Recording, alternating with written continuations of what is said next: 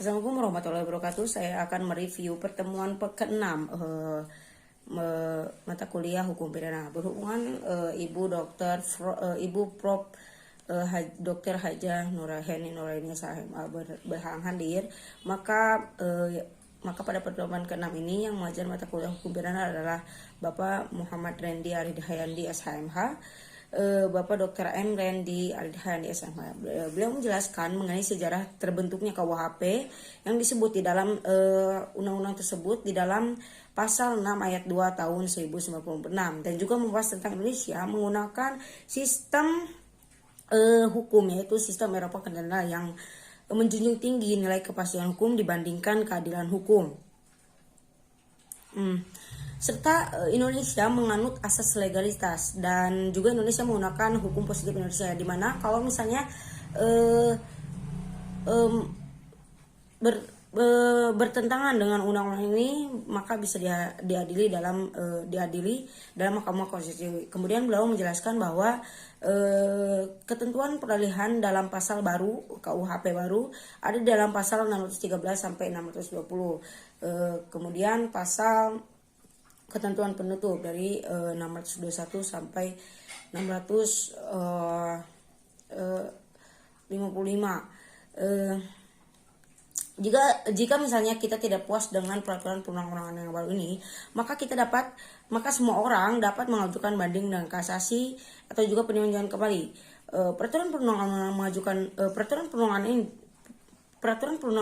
perundang-undangan di Indonesia juga menaruh hierarki. Ketentuan pasal 7 ayat 1 Undang-Undang nomor 12 tahun 2011 menekan bahwa jenis dan hierarki peraturan perundang-undangan di Indonesia terdiri atas Undang-Undang Dasar Negara Republik Indonesia, ketetapan Majelis Permusyawaratan Rakyat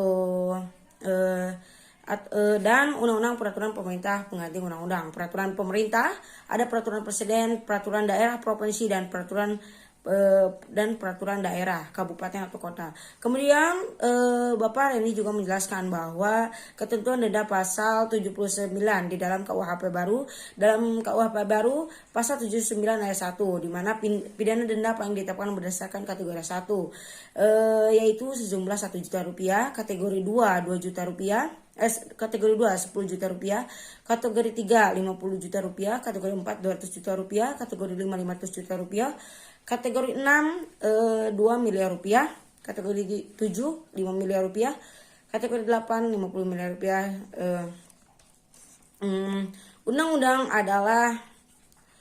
Undang-undang adalah pedoman bagi negara Indonesia, di mana Indonesia bukan negara agama tetapi berdasar pada agama, tetapi bukan negara agama, menggunakan hukum positif yang ada di Indonesia. Misalnya di dalam KUHP baru menjelaskan tentang penganiayaan, di mana perbedaan dari KUHP baru dan KUHP lama, sanksi pidana menjadi lebih berat di KUHP lama, misalnya lebih 15 tahun penjara, sedangkan di KUHP baru itu di KUHP lama itu hanya 7 tahun penjara yang menyebabkan mati.